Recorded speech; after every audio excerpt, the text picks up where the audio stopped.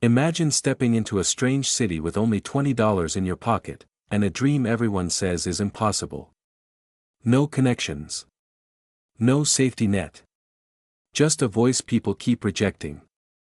Most people would turn around and go home. But one young woman refused. That stubborn decision would eventually build a fortune of more than $650 million, produce over 3,000 songs, and create a legacy that changed music forever. The world now knows her as Dolly Parton. But the real story behind that dazzling smile is far more painful, and far more powerful. To understand her journey, you have to picture where it began. In 1946, Dolly was born in a tiny cabin in the Smoky Mountains of Tennessee. No electricity. No running water. Just a crowded room filled with 12 children trying to survive another winter. Her father worked brutal days as a sharecropper yet could barely provide enough food. Her mother filled the silence of hunger with songs, singing old mountain ballads so her children would forget their empty stomachs. Music became the family's only real wealth. But poverty brings more than hardship, it brings humiliation. At school, Dolly wore dresses sewn from scraps of fabric. Other kids noticed. They whispered. They laughed. Imagine being a little girl standing in line, realizing you are the poorest person in the room. That feeling carved something deep inside her. Not bitterness. Determination. By 10, she was performing on local radio. By 13, she stepped onto the stage of the Grand Ole Opry. Yet applause didn't erase the struggle waiting at home.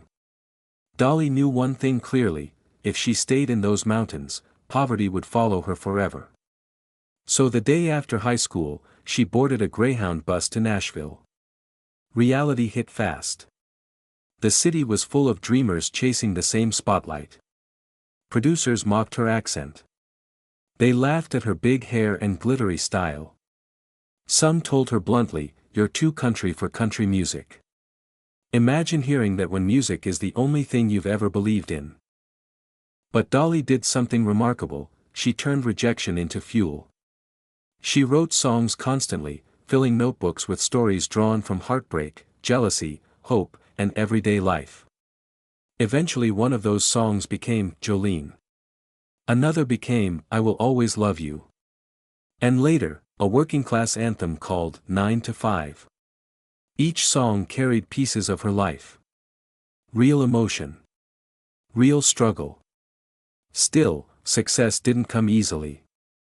For years she fought for control of her own music, refusing to let others shape her identity. That courage paid off.